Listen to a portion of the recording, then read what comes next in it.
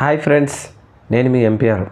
2024 సార్వత్రిక ఎన్నికల్లో విజయం సాధించిన తర్వాత తెలుగుదేశం పార్టీ ఎమ్మెల్యేలు మరియు వారి కుటుంబ సభ్యులు కూడా అధికారం చెలాయించడం మొదలుపెట్టేశారు.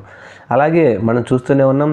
ఈ మధ్యకాలంలో చాలామంది మినిస్టర్ అయినటువంటి రాంప్రసాద్ రెడ్డి గారు, వారి సతీమణి గారు కూడా డైరెక్ట్గా పోలీసులను నడి రోడ్డు మీద ఏదో అనటంతో ఇది తప్పు అన్నట్టు ఆ పార్టీకి సంబంధించినటువంటి మీడియా వారు ప్రశ్నించడం, దాని మీద ఏదో సమాధానం కోరారని చంద్రబాబు నాయుడు గారు అని చెప్పారు. కానీ ఆ తర్వాత శ్రీకాళహస్తి ఎమ్మెల్యేకి సంబంధించి అది ఒక గొడవ నడిచింది. అదేదో ఈటీవీ వాళ్ళు ఒక న్యూస్ రాశారని, అది వారి మీకు తాట తీస్తా తోలు తీస్తా అని విలేకరులను బెదిరించారని చెప్పి ఆయన మీద రాశారు. కొందరిని సెలెక్టెడ్ ఎమ్మెల్యేల మీద ఈటీవీ వారు కావాలని చేస్తున్నారని చెప్పేసి అది ఒక బోగొట్టాగా ఉంది. అయితే ఇప్పుడు ముఖ్యంగా రాజకీయ నాయకులు వదిలేస్తే అధికార పార్టీలో ఉంటే ప్రభుత్వం తరపున ఉన్నటువంటి పోలీసు యంత్రాంగం వెళ్ళేసి మరి అధికార పార్టీకి సంబంధించిన కుటుంబ సభ్యుల బర్త్డే ఫంక్షన్లు కూడా చేస్తున్నారంటే ఇది చాలా విడ్డూరంగా ఉంది. మరి ఇది ఎలా వారు సమర్థించుకుంటారో పోలీసు వారే చెప్పాలి.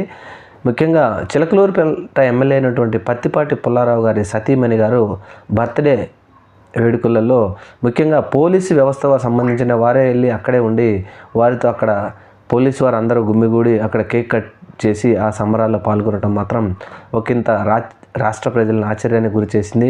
అసలు ఏ ప్రోటోకాల్ వినియోగించి ఏ ప్రోటోకాల్కి సంబంధించి వారు అక్కడికి వెళ్ళి ఎమ్మెల్యే గారి సతీమణి గారికి బర్త్డే కేకు కట్ చేయించడం ఏ విధంగా సమంజసం అంటూ మరి ప్రశ్నిస్తూ ఉన్నారు. నెటిజన్లు కూడా బాగా ట్రోల్ చేస్తూ ఉన్నారు. అయితే మరి ఈ విషయాన్ని ఇప్పుడు మీడియా ప్రశ్నిస్తుందా?